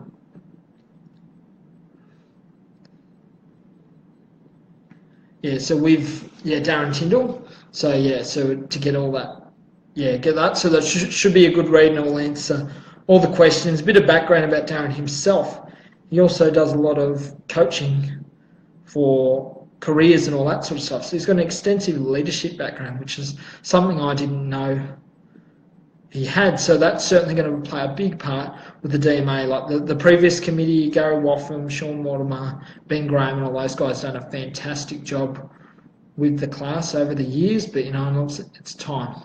It's dedicating enough time to make it all happen, sort of thing. So so the V8 Dirt Modifieds, obviously got a strong foothold up there in northern New South Wales at both Lismore and Grafton. It'll be a shame, but I'd love to see V8 Dirt Modifieds back at Valvoline Raceway. I grew up in the 90s when modifieds were king. You had the Hoppings, you had Kevin Birch, you had Barry Bundy, all those guys running really strongly during the 90s, and big fields of 30-odd cars. So that'll be good, but I'd love to see V8 Modifieds even make a cameo appearance at Valvoline Raceway. Just once a season, that's enough, that'll do me, sort of thing. So it'd be awesome to see Kevin Britton and guys like Scotty Cannon, all that, Steve Milford, all those Pizzuti, all those guys coming back and yeah, having a fang around the Valvoline Raceway tracks. So yeah, but fingers crossed. But yeah, we've a lot of changes happening down in Sydney during the off season with Stephen Green parting ways with it. So it was a shame to lose Steve, but as they say, nothing's forever, sort of thing. So if we can, hopefully, Steve will be involved in Speedway in one shape or form, because he certainly made a great contribution and was very well respected. So yeah, but it would be interesting to see what happens at Valvoline Raceway next season. So yeah, Paul Hook got here, cannot beat being and seeing the racing live. Totally agree. And that's one of the benefits of Speedway, and you can't, and that's probably why it's struggled from the point of view with TV. And everyone used it. There was a couple of years ago, everyone was obsessed with, we need to get on national TV, we need to get on Foxtel, we need to do this, we need to do that. But in all reality, TV doesn't, Speedway isn't brought in the best of light through TV, no matter what you do, sort of thing. It's the type of, it's the type of sport where you need to be there. And that's the long and the short of it. And that's probably why a lot of money's been wasted on TV. Although it's exciting to watch and exposure sort of thing for that is great. But in terms of the impact that it's had from the money that you've outlaid, in terms of a return, whether that's with sponsorship, competitor growth, crowds through the gate, don't know. I don't think that's reflected as much, sort of thing. But now we've got things like social media. It's never been easier to promote this sport, and I've said that time and time again, sort of thing. It's all about having the right tools and dedicating the time to promote. So you can promote to anyone. With social media these days, you can just promote, you can target your audience. So you can say, okay, if there's a meeting on at Lismore this Saturday night, we can then target the whole of Lismore. And pretty much 90% of Lismore's probably got Facebook accounts or Instagram accounts or something social that allows them to actually, do that sort of thing. So, in terms of tracks promoting, promoting the thing, the social media, it's there. But you've got to use it smart. It's like having a gun, but if you don't know how to use it, it's not going to have much effective, and that's with social media. And that's where, not pushing my own agenda sort of thing, but where Totally Speedway can help clubs, associations, tracks, competitors to help with their social media, because that's one of my strong points in my business, having built Totally Speedway out from nothing and now it's 28,000 followers, sort of things. So yeah, with that, got that. Paul Hook. First I heard about Steve Green's departure from Valvoline Raceway. Yeah, well, that happened back in May. So he's no longer involved in the association. We've made to go. So with Barry Waldron, so he parted ways, sort of thing. A lot of people have left there, sort of thing. So they've got a small, so you've got Darren Shaddock now, who's from Sprint Car World fame. He's managing Murraybridge Speedway. Valvoline Raceway, not sure 100% on who's running what there. So that'll be confirmed shortly, sort of thing, what's happening there, sort of thing. So once Steve Green vacated, there's no manager there, and obviously Benny and Vanessa Bishop are still managing High Tech Oil Speedway in Toowoomba, so they do a great job. They're a great team, sort of thing. So it'll be interesting to see who replaces Steve, or if Steve's replaced at all, sort of thing. So so we'll wait and see with that. But Steve has definitely parted ways with back in May, sort of things. So so he's currently overseas at the moment, enjoying some free time, sort of thing. So it'll be interesting. A guy of Steve's ability and knowledge, sort of thing, is not going to be left unemployed for too long. Whether that's in Speedway, hopefully in Speedway, I doubt it. But in general business, he will be gainfully employed. Sooner rather than later, sort of thing. So with that, okay. So we've got just on half an hour to go. I committed to 2 hours, sort of thing. So keep those questions rolling in, or comments or anything like that. And I'd love to hear them, sort of thing. So we've been going for an hour and a half now, sort of thing. So keep them rolling in. Different questions, sort of thing. The more the merrier. I look forward to answering them to you. So I'll just check here on my phone. see what we've got. So if we've got any extra ones here.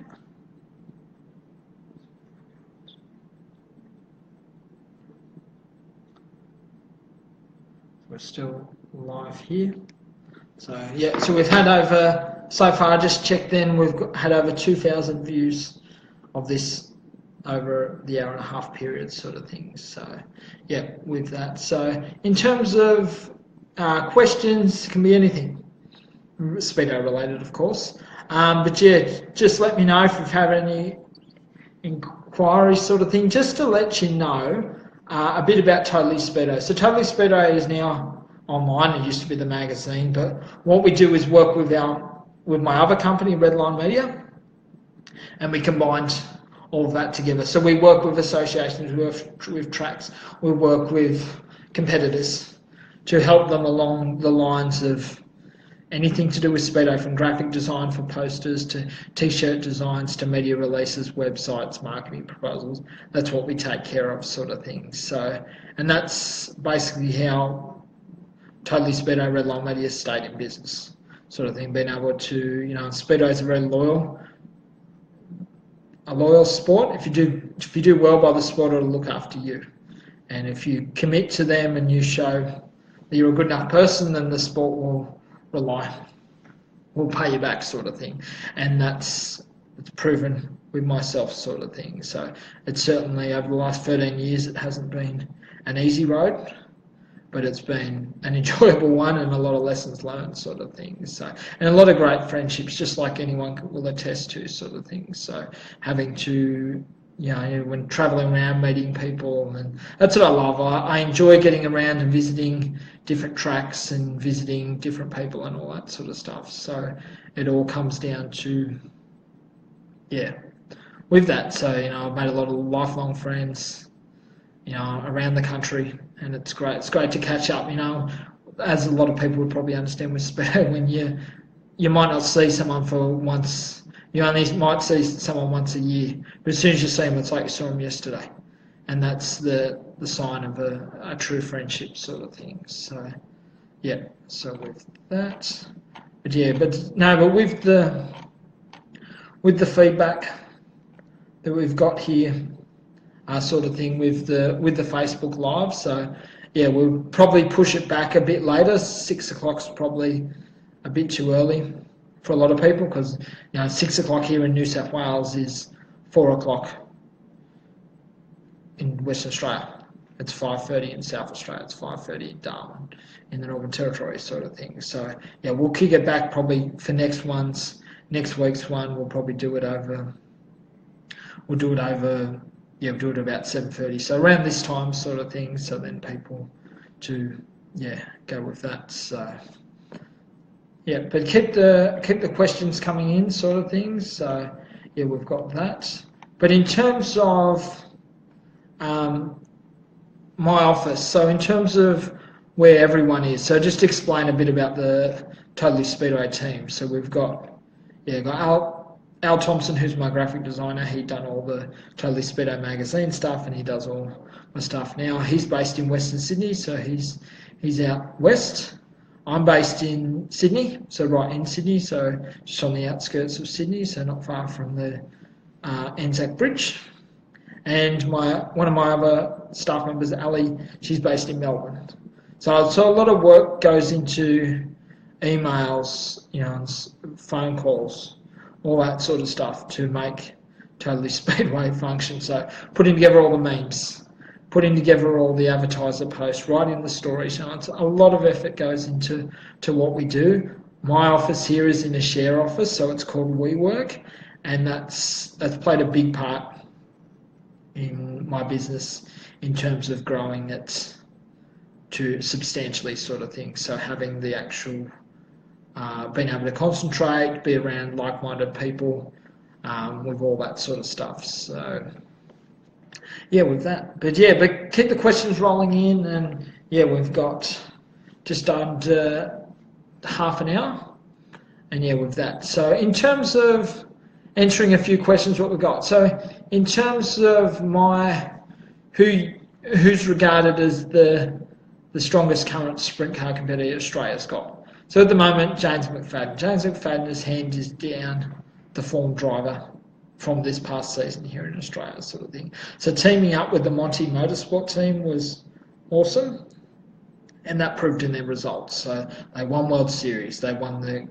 Grand Annual Classic, sort of thing, two of the marquee events, sort of thing, and yeah, with that.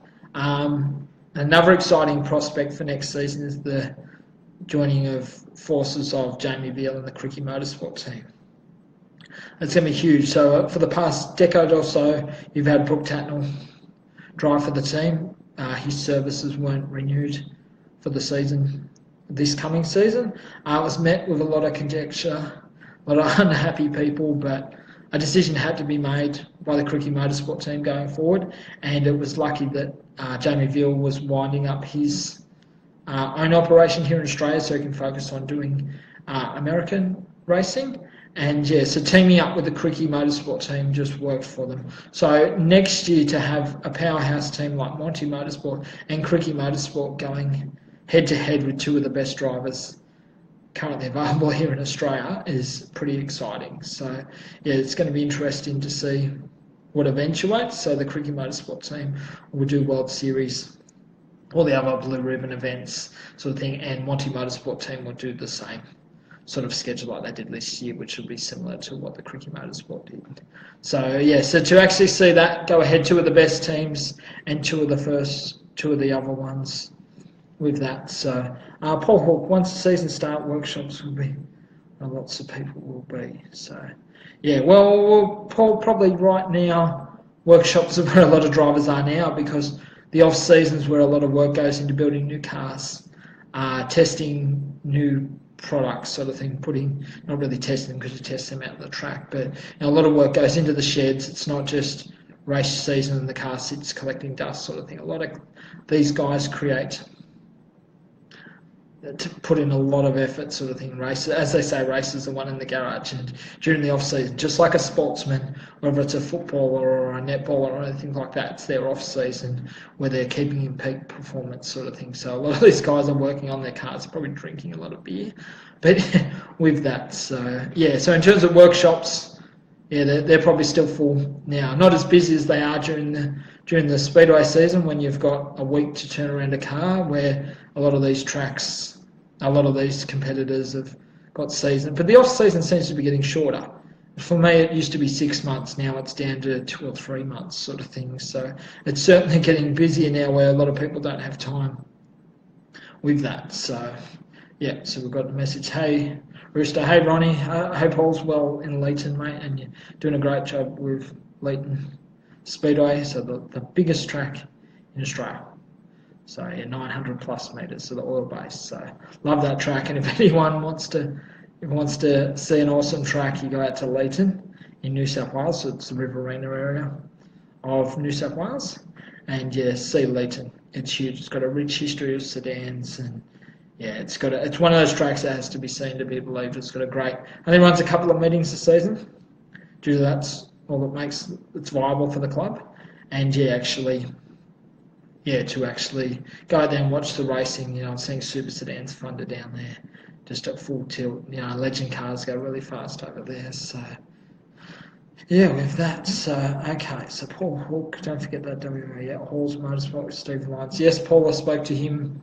Spoke about Lyonsy earlier. He'll obviously be going really like the Australian title being on home soil. So and he's going around with the Halls Motorsport team again. So they certainly, by their own standards, last season was a relatively quiet one, and now they're wanting to step up, especially with the Australian title. So I think all their energy will be focused on the Australian title, as well as all the other events as well. So I'm just looking forward to seeing the combination between Lyonsy and Dave Sharman to see how that works, sort of thing, especially with Dave. I'm not sure how that's going to work. I'll have to do a bit more digging to see whether Sharman's going to be based down in South Australia during the season, because he's Queensland based. So it'd be interesting to see what happens with Dave Sharman. So yeah, so Dave, if you're watching,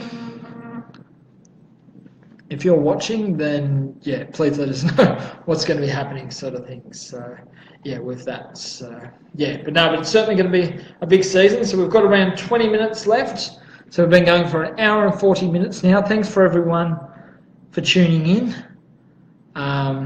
Yeah, can't believe there's people that still want to listen to my dribble, sort of thing. So yeah, but it's all about, promoting this sport and chatting about it, and certainly, just getting the whole sport, just promoting the sport, just talking about it. We all love the sport for what it is, and yeah, actually, yeah, getting there and talking about it, sort of thing, certainly is enjoyable. I love talking about Speedway, and yeah, I can never get enough of it, sort of thing. So yeah. So in terms of any news, so does anyone want to share any news or have any questions, of course, but then also share any news about what they're doing? So, earlier I've speaking about Mark Cullen leaving modified sedans after about 2 decades and getting into sprint cars. And so, yeah, so that's news that's during the off-season. Now we've got Dan Scott, who's a V8 modified driver from Victoria. He's going sprint cars. So there's another one. Recently it was announced a couple of months ago, that the Australian wingless sprint title is going to be held at Valvoline Raceway, so that was finally announced.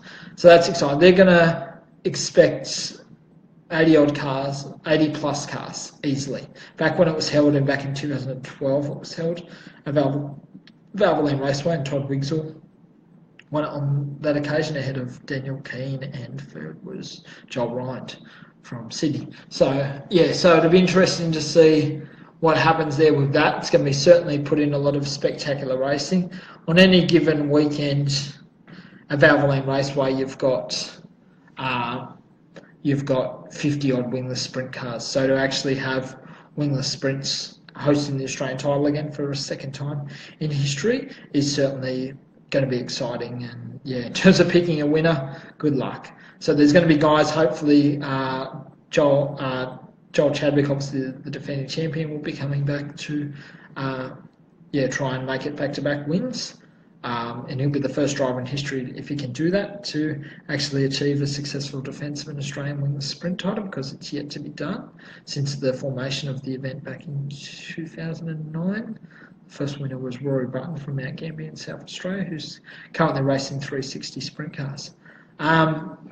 When it comes to that, and then you've got a guy like Luke Redpath, who was outstanding down in Tasmania, one of the locals down there. He ran second, won the Tasmanian title, beating Joel Chadwick by a wheel length, so it was a really close finish there. Hopefully Luke can make it over across the water, and try and go one better at the Australian wingless sprint title.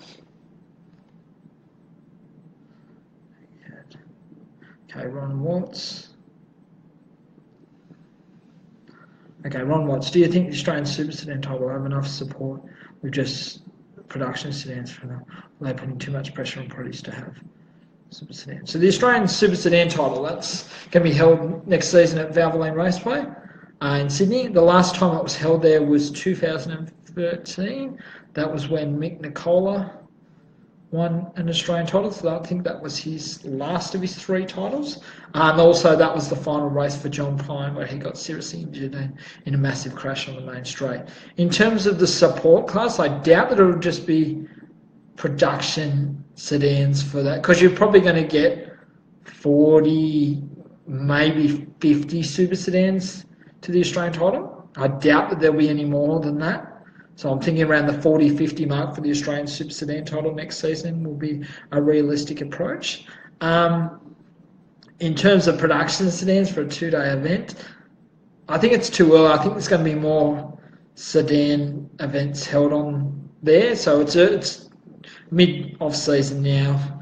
I'm assuming the production sedans, and there'll be a few other classes thrown in there just to beef up the actual thing. So yeah, with that, so I don't think that that's having production sedans, but if I own the track, which I don't, modified sedans, I'd love to have them there. I think that would be the perfect fit as opposed to production. I love production sedans, but for an Australian Super Sedan title, then you could have 40 to 50 Super Sedans and have 50 modified sedans. as a support class. I think that would be pretty neat sort of thing. So production sedans are a class that struggles from time to time sort of thing in terms of quality. So in terms of car count as well. So not sure what's going to happen with that, Ronnie. So Brent Hall, is Mark Robinson too old to make a comeback? No, definitely not. Robbo, he'd be in his mid-30s. Yeah, never too old. You're only as old as you feel. So Mark Robinson, please come back to V8 Modified's a guy that's had enormous success.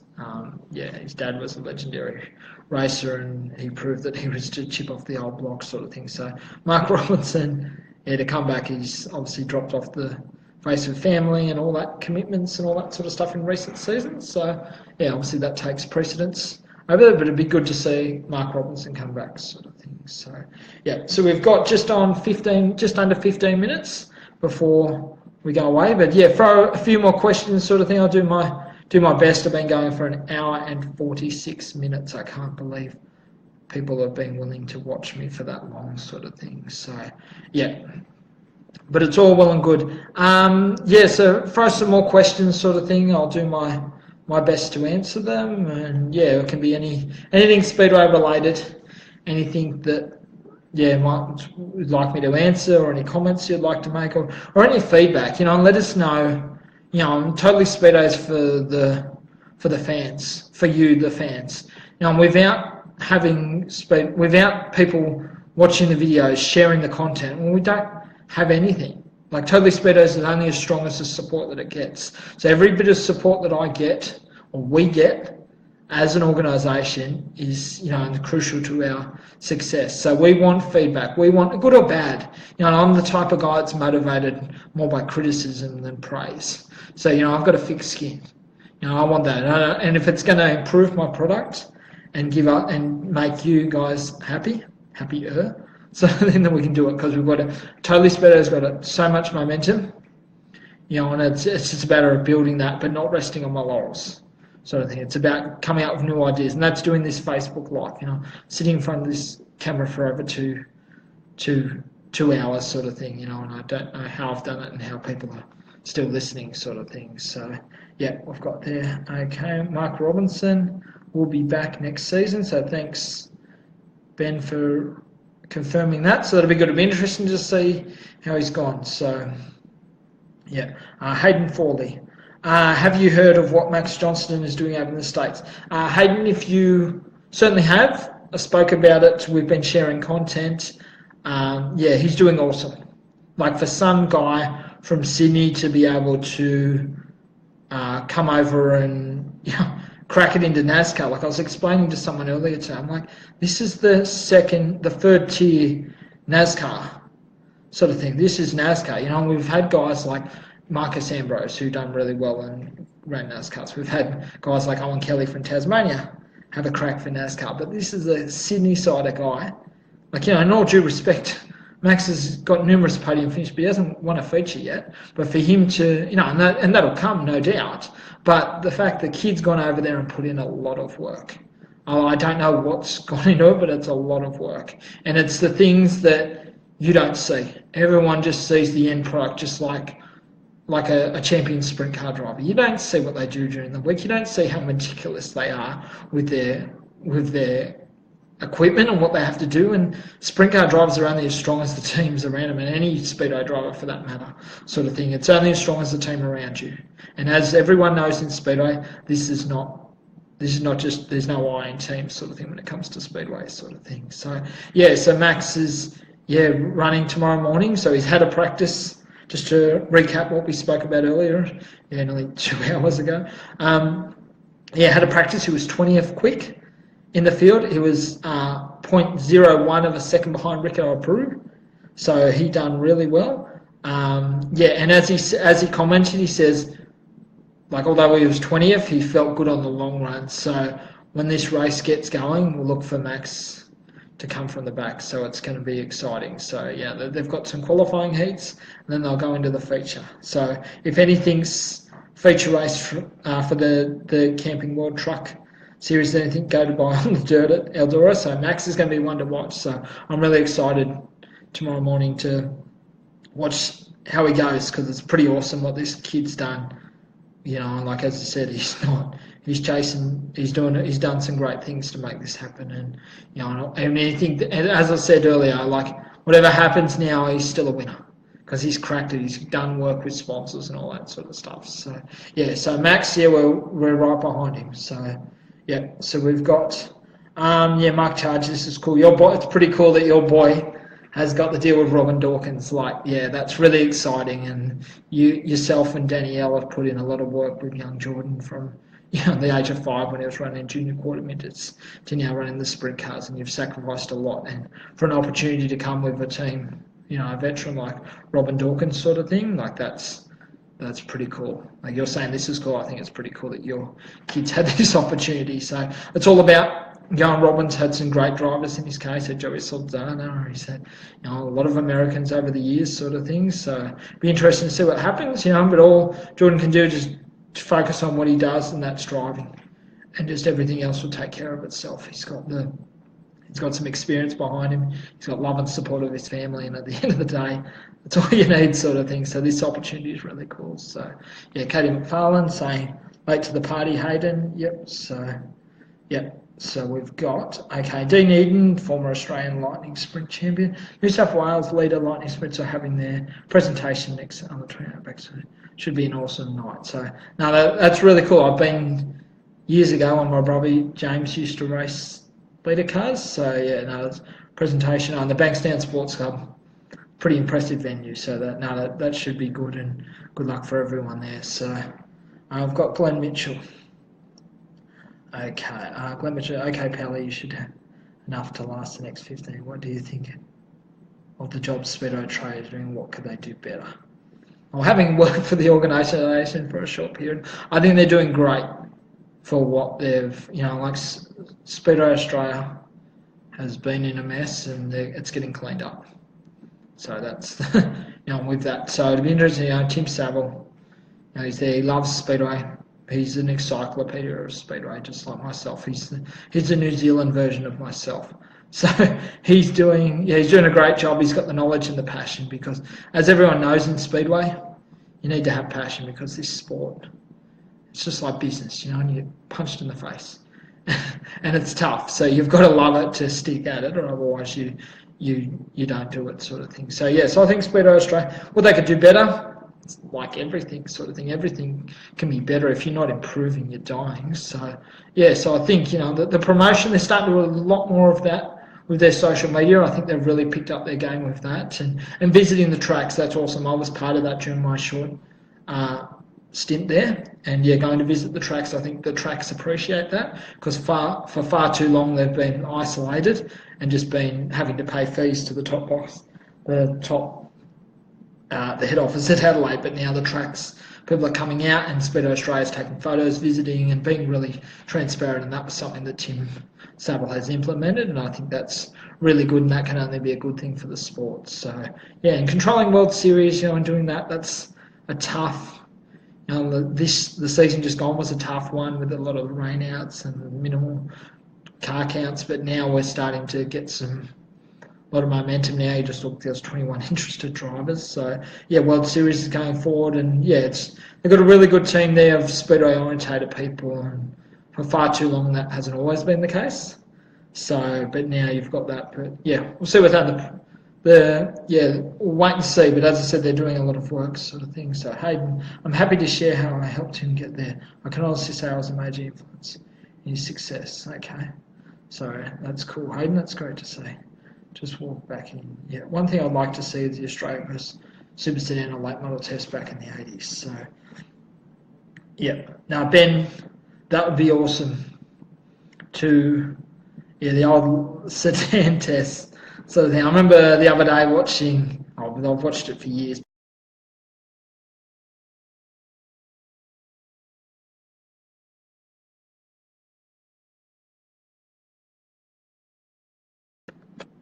Sorry, we're back there. Sorry, we just had a slight intermission due to the internet. So with that, so back to your question, Ben. It'd be awesome to see, late model test. I don't think it could really happen in super sedans, because back in I think the last test they would have had probably would have been the mid to late 90s, like a real one sort of thing. We had Scott Bloomquist, Charlie Swartz, and a few of those are guys that come out, or Steve Swartz, I think it was, with that. So that was running super sedans. And now with late models, I think, and a lot of Australians going over there now, I think it's bridging the gap where hopefully we'll get some more. Because, Scott Bloomquist, that'd be awesome to see him in a late model in Australia. Jimmy Owens, that'd be awesome to see. And guys like that to get out that. But, and with the equipment with late models, they're certainly growing. They're getting better and better. Like having been a part of late models pretty much from a promotion side of view since when they first came in the early 2000s. He came, with super sedans, so Bruce McKenzie, Scott McPherson, all those guys really pushing it. It'd be awesome to see a late model test, and I think super sedan test not going to happen. Late models, yes, that'll be awesome, but it'll take some time. It'd be just awesome to get good quality. Like there's a lot of late model drivers over in America, but it'd be awesome to see like the top guns like Jimmy Owens and Scott Bloomquist and all those sort of guys. So bring that on. We can only hope, and I'm sure with the more Australians going over there and building contacts, then that'll be happening a lot sooner rather than later sort of thing. So, so we've got Ronnie Watts. They were awesome at Leighton, so that's the sedan test. We should be in on that, so that'd be awesome to see. Late models at Leighton. So, with that. So just to summarise everything, so pretty much we've got only a couple of more minutes to go. Thank you so much for everyone for tuning in. I can't believe it lasted 2 hours sort of thing, and there's actually people still tuned in to watch. I like to talk, and obviously I do a lot of that sort of thing. So for everyone, Ben Griffin, who's written, Steve Francis ran here at Lake Lismore. Loved the place. Yes, Steve Francis did, and he ran the Australian title at King Roy. So he was running a car for Bruce McKenzie. So so it'd be good to see couple of them back, but would need to have them. Be awesome to see them at Valvoline Raceway, awesome to see them at Premier Speedway, be awesome to see it at the Perth Motorplex sort of thing. In all fairness to all the other tracks, it'd be awesome to see them at those marquee tracks in our country, so then we can show the Yanks sort of thing, a thing or two, or they can show us sort of thing. But the competition now between America and Australia, like across all classes, whether it's speed cars, 410 sprint cars, 360 sprint cars, VO2 modifieds, late models, has never been closer. So that's exciting, and that's open. That's why you see so many competitors from Australia travelling over there and living a dream sort of thing and doing all that. So that'll be cool. So we've got a couple more minutes to go, as I said. Thanks once again for everyone for tuning in. Can't thank viewers enough, because without any questions or engagement or anything like that, it certainly makes it hard to, no point doing it. But what we'll do next week, we'll probably have it a bit later. 6 o'clock was probably a bit earlier. So what we'll do is probably have it for probably around about 7:30. That'll be New South Wales time. So 7:30, it'll be 7 o'clock South Australian time. Northern Territory time, it'll be 5:30 Western Australian time. So with that, but that'll be cool. Thanks everyone once again for tuning in, and also just being a part of Totally Speedway. We're there. We love the whole sport. All the sprint cars are the pinnacle of the sport. We've got more.